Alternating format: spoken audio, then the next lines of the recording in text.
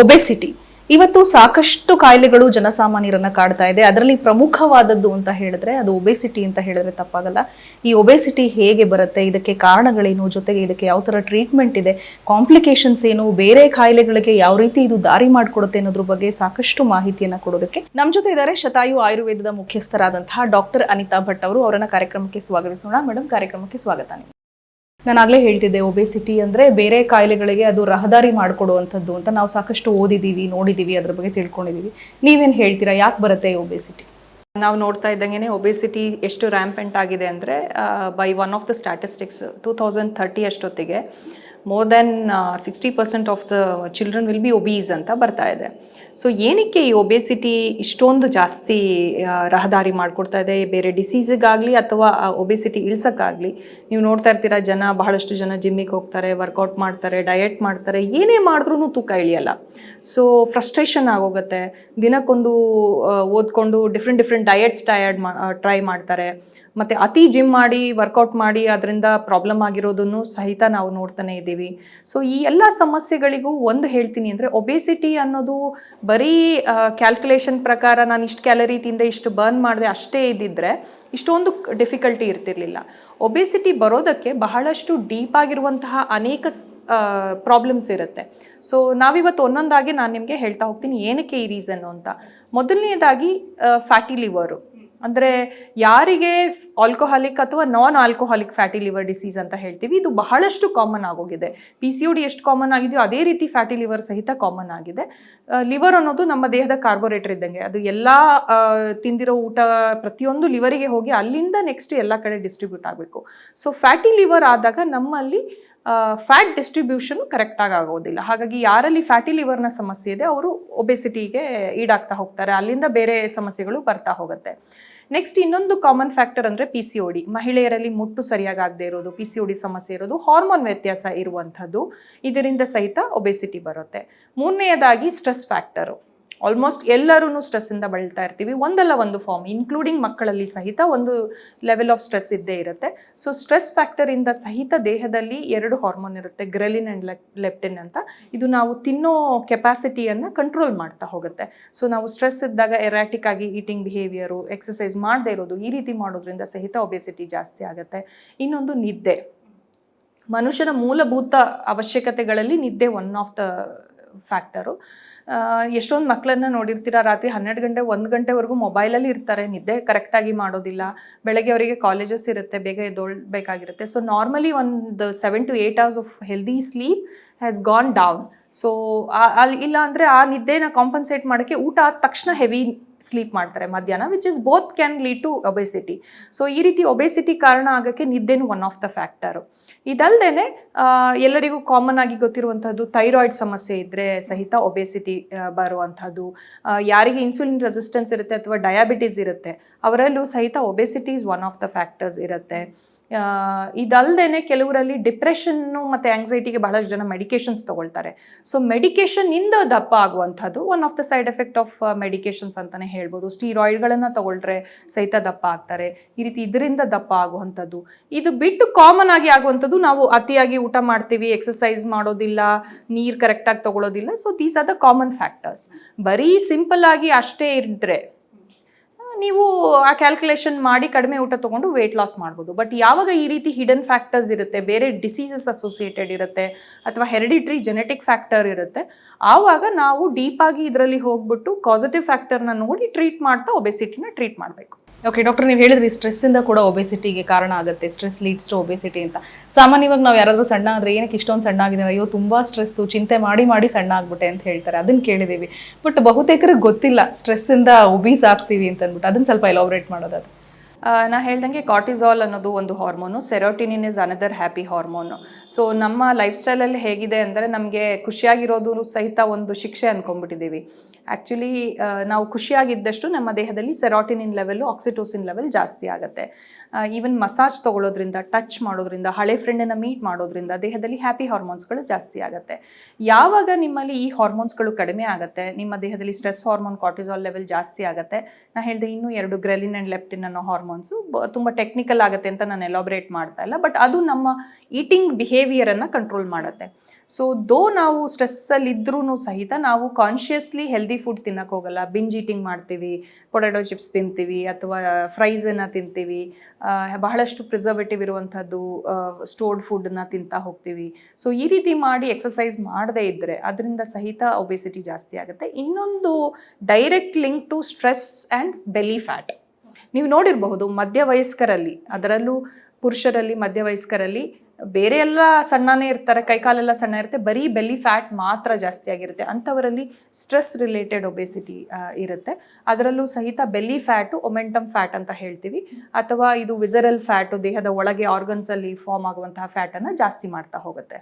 Okay, ಕೆಲವರು obese ಇರೋರು ನಾನು ಏನು ಊಟನೇ ಮಾಡಲ್ಲ, ಏನು ತಿನ್ನಲ್ಲ, ಆದರೂ ದಪ್ಪ ಆಗ್ತಿದ್ದೀನಿ ಅಂತ ಕಾಮನ್ ಕಂಪ್ಲೇಂಟ್ ನೀವು ಕೇಳಿರ್ತೀರಾ. ಸೊ ನಾವು ಸುತ್ತಮುತ್ತ ಕೇಳ್ತಿರ್ತೀವಿ. ಕೆಲವರು ತುಂಬ ಸಣ್ಣ ಇರ್ತಾರೆ, ಎಷ್ಟು ತಿಂದರೂ ಇವ್ರು ದಪ್ಪನೇ ಆಗಲ್ಲ, ನಾನು ಏನೂ ತಿನ್ನಲ್ಲ ಆದರೂ ದಪ್ಪ ಆಗ್ತಿದ್ದೀನಿ, ಅದು ಯಾಕಾಗುತ್ತೆ ಆ ಥರ ಅಂತ? ಇದಕ್ಕೆ ತುಂಬ ಒಳ್ಳೆ ಕ್ವೆಶ್ಚನ್ನು. ಮೆಟಬಾಲಿಕ್, ದೇಹದ ಚಯಾಪಚಯ ಕ್ರಿಯೆ ಅಂತ ಹೇಳ್ತೀವಿ, ಅಂದರೆ ಮೆಟಬಾಲಿಸಮ್. ನಾವು ಒಂದು ಮನುಷ್ಯ ಒಂದು ಊಟವನ್ನು ಮಾಡಿದ್ರೆ ಅದರಲ್ಲಿ ಫ್ಯಾಟನ್ನು ಅವನು ಹೇಗೆ ಸ್ಟೋರ್ ಮಾಡ್ತಾನೆ ಅನ್ನೋದು ಈ ಮೆಟಬಾಲಿಸಮ್ ಮೇಲೆ ಡಿಪೆಂಡ್ ಆಗುತ್ತೆ. ಸೊ ಕೆಲವರಲ್ಲಿ ಏನಿರುತ್ತೆ, ದೇಹದಲ್ಲಿ ಚಯಾಪಚಯ ಕ್ರಿಯೆ ಅಥವಾ ಮೆಟಬಾಲಿಸಮ್ ಜೆನೆಟಿಕಲಿ ಚೆನ್ನಾಗಿರುತ್ತೆ, ಅಥವಾ ಅವ್ರು ತುಂಬ ಆ್ಯಕ್ಟಿವ್ ಇರ್ತಾರೆ. ಆಯುರ್ವೇದದ ಪ್ರಕಾರ ತೊಗೊಂಡ್ರೆ ಅವರು ವಾತ ಪ್ರಕೃತಿ ಇರ್ತಾರೆ. ಸೊ ಈ ರೀತಿ ಇರೋರಲ್ಲಿ ಅವ್ರು ಎಷ್ಟು ಜಂಕ್ ಫುಡ್ ತಿಂತಾ ಇರ್ತಾರೆ, ಐಸ್ ಕ್ರೀಮ್ ತಿಂತಾ ಇರ್ತಾರೆ, ಒಂಚೂರು ದಪ್ಪ ಆಗಲ್ಲ. ಸೊ ಅವ್ರ ಫ್ರೆಂಡ್ಸಿಗೆ ಏನಾಗುತ್ತೆ, ಇವ್ನು ನೋಡಿದ್ರೆ ಏನು ತಿಂದರೂ ದಪ್ಪ ಆಗಲ್ಲ, ನಾನು ಮಾತ್ರ ಏನೂ ತಿಂದನೇ ದಪ್ಪ ಆಗ್ತೀನಿ ಅಂತ. ಯಾರಲ್ಲಿ ಕಫ ಪ್ರಕೃತಿ ಇರುತ್ತೆ, ಅಥವಾ ಜನರಲಿ ಮೆಟಬಾಲಿಸಮ್ ಸ್ಲೋ ಇರುತ್ತೆ, ಅಥವಾ ಜೆನೆಟಿಕ್ ಫ್ಯಾಕ್ಟರ್ ಇನ್ವಾಲ್ವ್ ಆಗಿರುತ್ತೆ, ಅಥವಾ PCOD ಸಮಸ್ಯೆ, ಈ ರೀತಿ ಬೇರೆ ಹಾರ್ಮೋನ್ನ ವ್ಯತ್ಯಾಸ ಆಗಿರುತ್ತೆ, ಅಂಥವರಲ್ಲಿ ಅವ್ರು ಎಷ್ಟೇ ಡಯಟ್ ಮಾಡಿದ್ರೂ, ಕಡಿಮೆ ತಿಂದ್ರೂ ಸಹಿತ ಅವರಿಗೆ ಒಬೆಸಿಟಿ ಆಗ್ತಾ ಇರುತ್ತೆ. ಅಂದರೆ ಅವರ ದೇಹದಲ್ಲಿ ಏನೇ ತಿಂದ್ರೂ ಅದು ಫ್ಯಾಟ್ ಆಗಿ ಕನ್ವರ್ಟ್ ಆಗಿ ಡೆಪಾಸಿಟ್ ಆಗ್ತಾ ಇರುತ್ತೆ, instead of burning the fat. ಹಾಗಾಗಿ ಇದನ್ನು ಬ್ಯೂಟಿಫುಲಿ ಒಂದು ಲಿಂಕ್ ಮಾಡ್ಬೋದು, ಅಂದರೆ ಲೈಪೇಸ್ ಎನ್ಸೈಮ್ ಅನ್ನೋದಕ್ಕೆ ಲಿಂಕ್ ಮಾಡಬಹುದು. ನಾವೀಗ ಏನು ಅನ್ಕೊಳ್ತೀವಿ, ದಪ್ಪ ಆದ ತಕ್ಷಣ ನಾನು ಎಲ್ಲ ಕರೆದಿರೋ ಪದಾರ್ಥ ನಿಲ್ಲಿಸಬೇಕು, ಏನು ಫ್ಯಾಟ್ ತಿನ್ನಬಾರ್ದು, ತುಪ್ಪ ತಿನ್ನಬಾರ್ದು, ಎಣ್ಣೆ ತಿನ್ನಬಾರ್ದು ಅಂತ ಅಂದ್ಬಿಟ್ಟು ಅದನ್ನೆಲ್ಲ ನಿಲ್ಲಿಸ್ಬಿಟ್ಟು ಶುಗರ್ ತಿಂತಾ ಇರ್ತೀವಿ, ಐಸ್ ಕ್ರೀಮ್ ತಿಂತೀವಿ, ಅಥವಾ ಪೇಸ್ಟ್ರೀಸ್ ತಿಂತೀವಿ, ಬರ್ಡೇಸ್ ಅಂತೂ ಬರ್ತಾನೆ ಇರುತ್ತೆ, ಕೇಕ್ಗಳು ತಿಂತಾ ಇರ್ತೀವಿ.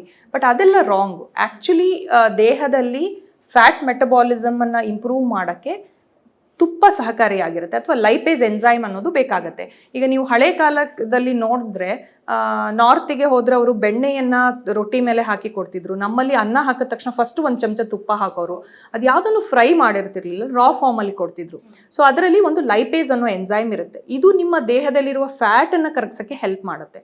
ಹಾಗಾಗಿ ಈ ರೀತಿ ಫುಡ್ಡನ್ನು ತಗೊಳ್ಳೋದು ತಪ್ಪಲ್ಲ. ನೀವು ಏನು ಈಗ ಕರೆದಿರೋ ಪದಾರ್ಥವನ್ನು ತಿಂತೀರಾ, ಆ ಫ್ಯಾಟನ್ನು ಮಾತ್ರ ಬಿಡಿ. ನ್ಯಾಚುರಲ್ ಆಗಿ ಟ್ರೆಡಿಷನಲ್ ಇರೋದನ್ನ ಬಿಡದೇ ಇದ್ರೆ ಖಂಡಿತವಾಗ್ಲೂ ಒಬೆಸಿಟಿಯನ್ನು ಕಡಿಮೆ ಮಾಡಬಹುದು. ಓಕೆ, ಸೊ ಈಗ ಕಾಂಪ್ಲಿಕೇಶನ್ಸ್ ಬಗ್ಗೆ ಮಾತಾಡೋದಾದ್ರೆ, ನಾವು ವೈದ್ಯರ ಹತ್ರ ಏನೇ ಕಂಪ್ಲೇಂಟ್ ತಗೊಂಡು ಹೋದ್ರು ಕೂಡ ಫಸ್ಟ್ ವೆಯ್ಟ್ ರಿಡ್ಯೂಸ್ ಮಾಡ್ಕೊಳ್ಳಿ.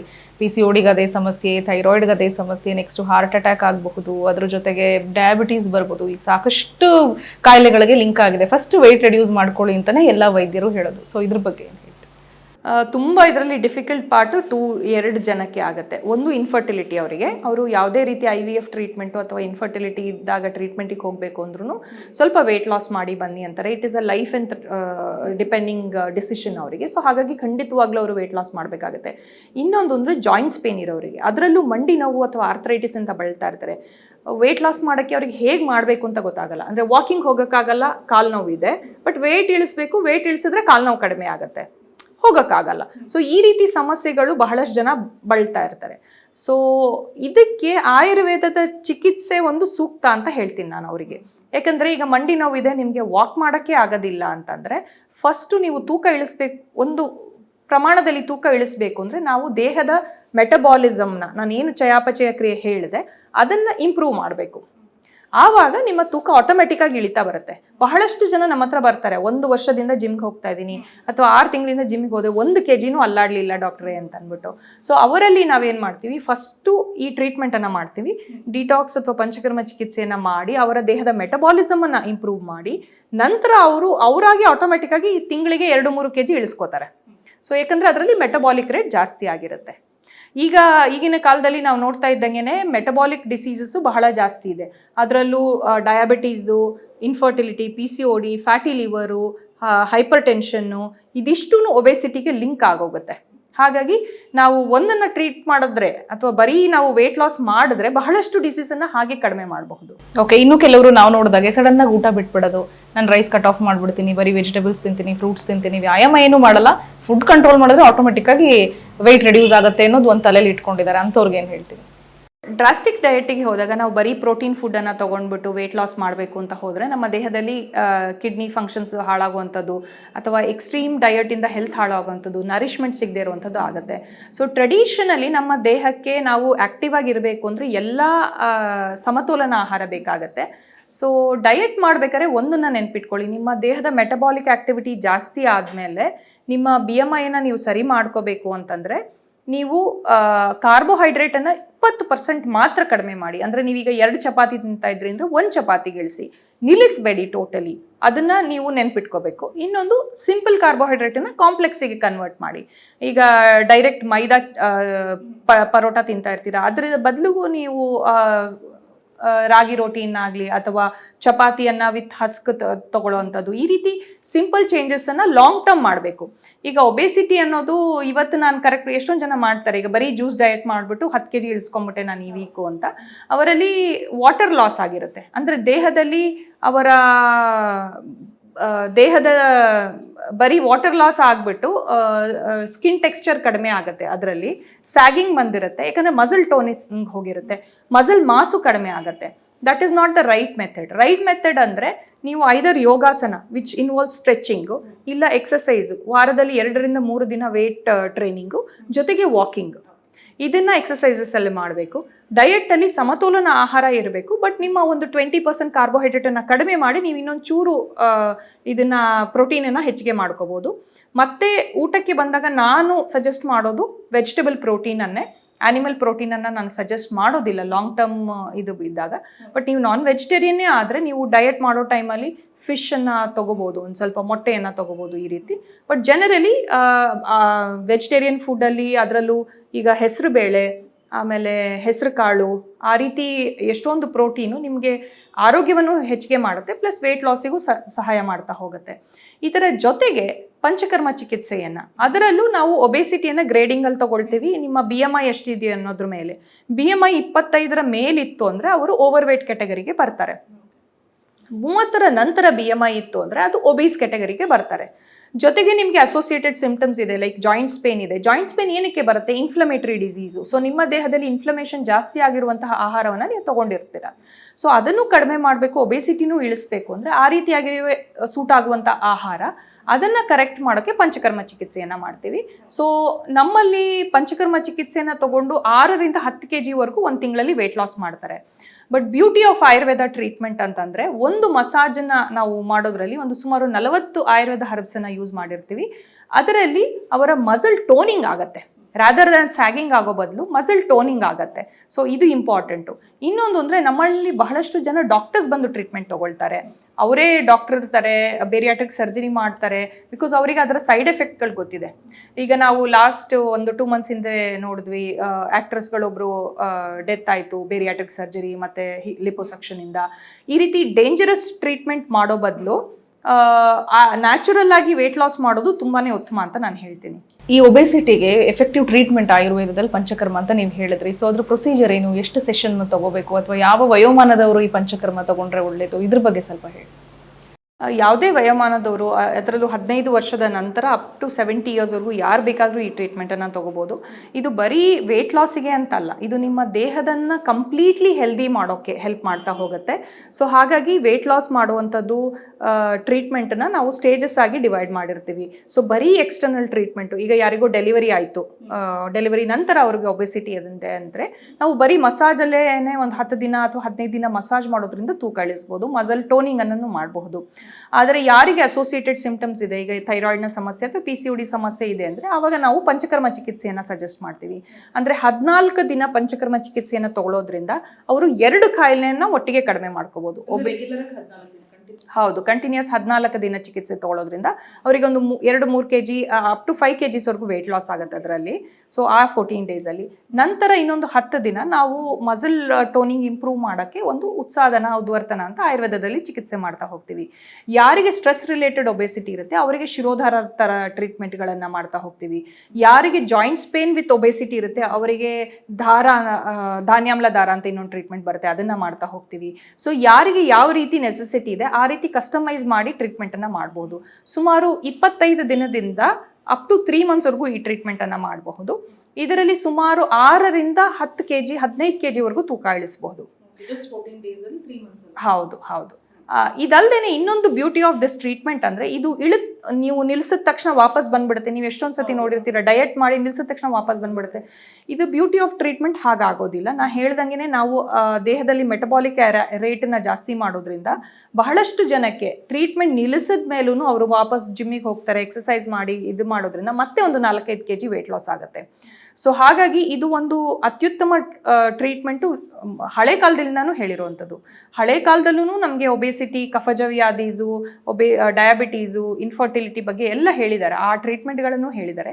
ನಾವು ಶತಾಯುನಲ್ಲಿ ಇವತ್ತು ಸಿಸ್ಟಮ್ಯಾಟಿಕ್ ಆಗಿ ಅದನ್ನು ಮಾಡರ್ನ್ ಡೇ ಲೈಫ್ ಸ್ಟೈಲ್ಗಳು ಅಳವಡಿಸ್ಕೊಂಡು ಯಾರಿಗೆ ಕೊಲೆಸ್ಟ್ರಾಲ್ ಲೆವೆಲ್ ಜಾಸ್ತಿ ಆಗಿದೆ ಅಂಥವರಿಗೂ ಈ ಟ್ರೀಟ್ಮೆಂಟನ್ನು ಕೊಟ್ಕೊಂಡು ಅವರಿಗೆ ವೆಯ್ಟ್ ಲಾಸ್ ಜೊತೆಗೆ ಅವರ ಆರೋಗ್ಯವನ್ನು ಇಂಪ್ರೂವ್ ಮಾಡೋ ಥರ, ಫ್ಯಾಟಿ ಲಿವರನ್ನು ರಿವರ್ಸ್ ಮಾಡೋ ಥರ, PCODಯನ್ನು ರಿವರ್ಸ್ ಮಾಡೋ ಥರ, ಡಯಾಬಿಟೀಸ್ ರಿವರ್ಸಲ್ನ, ಈ ಬಹಳಷ್ಟು ರೋಗಗಳನ್ನು ರಿವರ್ಸಲ್ ಮಾಡೋಕೆ ಈ ಟ್ರೀಟ್ಮೆಂಟ್ ಹೆಲ್ಪ್ ಆಗುತ್ತೆ. ಓಕೆ ಡಾಕ್ಟರ್, ಈಗ ಪಂಚಕರ್ಮ ಟ್ರೀಟ್ಮೆಂಟ್ ಜೊತೆಗೆ ಟ್ರೀಟ್ಮೆಂಟ್ ತಗೊಂಡ ಮೇಲೆ ಅಥವಾ ಟ್ರೀಟ್ಮೆಂಟ್ ಪ್ರೋಸೆಸ್ ಅಲ್ಲಿ ಇದ್ದಾಗ ಮನೆಯಲ್ಲಿ ಅವರು ಯಾವ ರೀತಿ ಮೇಂಟೈನ್ ಮಾಡಬೇಕು ಅಂತ ಏನಾದರೂ ಟಿಪ್ಸ್ ಇದೆಯಾ ಮನೆಯಲ್ಲಿ ಫಾಲೋ ಮಾಡುವಂಥದ್ದು ಟ್ರೀಟ್ಮೆಂಟ್ ಜೊತೆಗೆ? ಖಂಡಿತವಾಗ್ಲೂ ಒಬೆಸಿಟಿ ಅಥವಾ ಯಾರಿಗೆ ವೆಯ್ಟ್ ಲಾಸ್ ಮಾಡಬೇಕು ಅಂತ ಇರ್ತಾರೆ ಅವರು ಒಂದನ್ನು ನೆನ್ಪಿಟ್ಕೋಬೇಕು, ಖಂಡಿತವಾಗ್ಲೂ ಅವರು ಕಾನ್ಸ್ಟಿಪೇಷನ್ ಆಗೋಕ್ಕೆ ಬಿಡಬಾರ್ದು.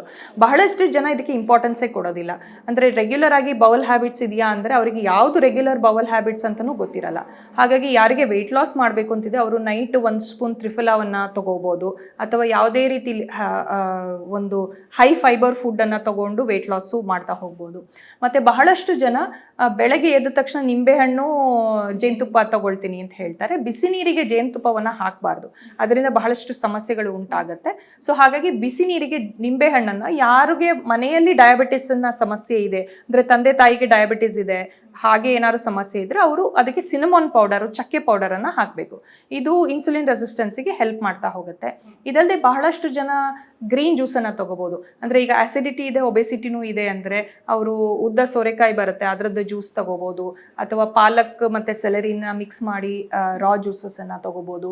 ಅದನ್ನು ನಾನು ಮೀಲ್ ರೀಪ್ಲೇಸ್ಮೆಂಟ್ ಸಜೆಸ್ಟ್ ಮಾಡಲ್ಲ, ಅದನ್ನು ಮಾರ್ನಿಂಗ್ ತೊಗೊಂಡು ಅವರ ಕ್ವಾಂಟಿಟಿ ಆಫ್ ಫುಡ್ಡನ್ನು ಸ್ವಲ್ಪ ಕಡಿಮೆ ಮಾಡ್ಕೊಳ್ಳಿ. ಅಂದರೆ ಒಂದು 20% ಫುಡ್ಡನ್ನು ಕಡಿಮೆ ಮಾಡಿ, ದೇಹದ ನರಿಶ್ಮೆಂಟ್ ಕಡಿಮೆ ಆಗಬಾರ್ದು. ಬಟ್ ನಾವು ತಿಂತಾ ಇರೋ ಆಹಾರದಲ್ಲಿ ಉತ್ತಮ ಆಗಿರುವಂಥ ಆಹಾರನ ತಗೋಬೇಕು. ಕೆಲವ್ರು ಏನು ಮಾಡ್ತಾರೆ, ನಾನು ವೆಯ್ಟ್ ಲಾಸ್ ಮಾಡಬೇಕು, ನಾನು ಏನು ತಿಂತಾ ಇಲ್ಲ ಅಂತಂದ್ಬಿಟ್ಟು ಇಷ್ಟು ನಟ್ಸ್ ತಿಂತಾರೆ, ಅದು ಒಳ್ಳೆಯ ಆಹಾರ ಅಂತ ಅಂದ್ಬಿಟ್ಟು. ನಟ್ಸಲ್ಲೂ ಸಹಿತ ಫ್ಯಾಟ್ ಇರುತ್ತೆ, ಯಾವುದಾದ್ರೂ ಅತಿ ಆದರೆ ಅಮೃತನೂ ವಿಷ ಅಂತ ಹೇಳ್ತೀವಿ. ಸೊ ಎಲ್ಲದನ್ನು ಮಿನಿಮಲ್ ಕ್ವಾಂಟಿಟಿನಲ್ಲಿದ್ದರೆ ಖಂಡಿತವಾಗ್ಲೂ ಒಬೆಸಿಟಿ ಅನ್ನೋದು ಕಷ್ಟ ಆಗೋದಿಲ್ಲ. ಡಾಕ್ಟರ್, ಈಗ ಸಾಕಷ್ಟು ಜನಕ್ಕೆ ಸಮಯ ಇಲ್ಲ, ಕೆಲಸ ರಜೆಗಳು ಸಿಗಲ್ಲ, ನಮಗೆ ಟೈಮ್ ಇರಲ್ಲ, ಜೊತೆಗೆ ಸಿಗೋ ಸ್ವಲ್ಪ ಸಮಯದಲ್ಲೂ ನಮ್ಮ ಮನೇಲಿ ನಿದ್ದೆ ಮಾಡೋದಕ್ಕೂ ಸಾಕಾಗಲ್ಲ ಅನ್ನೋದು ಒಂದು ದೊಡ್ಡ ಕಂಪ್ಲೇಂಟ್ ಅದು. ಸೊ ಅವ್ರು ಹೇಗೆ ಬಂದು ಟ್ರೀಟ್ಮೆಂಟ್ ತಗೊಳಕ್ಕಾಗತ್ತೆ ಅಂತ? ಯಾವಾಗಲೂ ಬ್ಯುಸಿ ಅಂತಿರ್ತಾರೆ, ಟೈಮ್ ಸಿಗಲ್ಲ ಅಂತಿರ್ತಾರೆ. ನೋಡಿ, ಆರೋಗ್ಯದಕ್ಕೆ ಫಸ್ಟ್ ಇಂಪಾರ್ಟೆನ್ಸ್ ಕೊಡೋದು ಎಲ್ಲರದ್ದು ಕರ್ತವ್ಯ. ಇದರ ಜೊತೆಗೆ ಶತಾಯುದು ಬ್ಯೂಟಿ ಏನು ಅಂದರೆ ನಮ್ಮದು 14 ಸೆಂಟರ್ ಇದೆ. ಬೆಂಗಳೂರಿನ ಮೂಲೆಗಳಲ್ಲಿ ನಮ್ಮ ಸೆಂಟರ್ ಇದೆ. ನೀವು ಯಾವ ಏರಿಯಾ ಹೇಳಿ ಆ ಸೆಂಟರ್ ಇದೆ. ರಾಜಾಜಿನಗರ, RT ನಗರ, JP ನಗರ, ಇಂದಿರಾನಗರ, ಕೋರ್ಮಂಗ್ಲ, ಎಲ್ಲಿ ಬೇಕಾದ್ರೂ ಒಂದು ಶತಾಯು ಸೆಂಟರನ್ನು ನಿಮಗೆ ಸಿಗುತ್ತೆ. ಇನ್ನೊಂದು ನಾವೇನು ಮಾಡಿದ್ದೀವಿ ಅಂದರೆ ಆಯುರ್ವೇದನ ಮಾಡರ್ನ್ ಡೇ ಲೈಫ್ ಸ್ಟೈಲಿಗೆ ನಾವು ಫಿಟ್ ಮಾಡಿದ್ದೀವಿ. ನಮ್ಮ ಕ್ಲಿನಿಕ್ ಬೆಳಗ್ಗೆ 6 ಗಂಟೆಗೆ ಶುರುವಾದರೆ ರಾತ್ರಿ 9 ಗಂಟೆವರೆಗೂ ಟ್ರೀಟ್ಮೆಂಟ್ ಇರುತ್ತೆ. ನನ್ನ ಹತ್ರ ಟ್ರೀಟ್ಮೆಂಟ್ ತೊಗೊಳ್ಳೋರಲ್ಲಿ ಬಹಳಷ್ಟು ಜನ ವರ್ಕಿಂಗ್ ಪೀಪಲ್ ಇರ್ತಾರೆ, ವರ್ಕಿಂಗ್ ವುಮೆನ್ ಇರ್ತಾರೆ. ಸೊ ಬೆಳಗ್ಗೆ 6 ದಿನ ನೀವು 1.5 ತಾಸು ಅಷ್ಟೇ ನಮಗೆ ಕೊಡಬೇಕಾಗತ್ತೆ, 20-25 ದಿನ. ಸೊ 1.5 ತಾಸು ಬಂದರೆ ಇದರಲ್ಲೂ ಸಹಿತ ನೀವು ಏನು ತೊಗೊಂಬರ್ಬೇಕು ಅಂತಿಲ್ಲ. ಇಲ್ಲಿ ಬಂದು ಡೈರೆಕ್ಟ್ ಇಲ್ಲಿಂದ ಆಫೀಸ್ಗೆ ಹೋಗ್ಬೋದು, ಆರಾಮಾಗಿ ಟ್ರೀಟ್ಮೆಂಟ್ ತೊಗೊಂಡು. ಇದರ ಜೊತೆಗೆ ನಿಮ್ಗೆ 5-6 kg ತೂಕ ಇಳಿದ್ರೆ ಅದಕ್ಕಿಂತ ಇನ್ನೇನು ಬೇಕು. ಡಾಕ್ಟರ್, ಒಬೆಸಿಟಿಗೆ ಸಂಬಂಧಪಟ್ಟಾಗಿ ಸಾಕಷ್ಟು ಮಾಹಿತಿ ಕೊಟ್ಟಿದ್ದೀರಾ. ಇದಕ್ಕೆ ಕಾರಣ ಏನು, ಏನೆಲ್ಲ ಕಾಂಪ್ಲಿಕೇಶನ್ಸ್ ಆಗುತ್ತೆ, ಜೊತೆಗೆ ಎಫೆಕ್ಟಿವ್ ಟ್ರೀಟ್ಮೆಂಟ್ ಏನಿದೆ ಆಯುರ್ವೇದದಲ್ಲಿ ಅಂತ ಧನ್ಯವಾದಗಳು ನಿಮಗೆ. ನೋಡಿದ್ರಲ್ಲ, ಒಬೆಸಿಟಿಗೆ ಸಂಬಂಧಪಟ್ಟ ಹಾಗೆ ಸಾಕಷ್ಟು ಡೌಟ್ಸ್ ನಿಮ್ಮಲ್ಲೂ ಇತ್ತು, ಪ್ರಶ್ನೆಗಳಿತ್ತು. ಇದಕ್ಕೆ ಡಾಕ್ಟರ್ ಉತ್ತರ ಕೊಟ್ಟರು. ನಿಮ್ಗೆ ಇನ್ನೂ ಹೆಚ್ಚಿನ ಮಾಹಿತಿ ಬೇಕು ಅಂತಂದ್ರೆ ಸಾಕಷ್ಟು ಬ್ರಾಂಚಸ್ ಇದೆ ಬೆಂಗಳೂರಲ್ಲಿ ಶತಾಯು ಆಯುರ್ವೇದ ಅವರು. ನೀವು ಯಾವಾಗ ಬೇಕಾದರೂ ಭೇಟಿ ಮಾಡಿ ಅವ್ರ ಹತ್ರ ಹೆಚ್ಚಿನ ಮಾಹಿತಿಯನ್ನು ಪಡ್ಕೋಬಹುದು.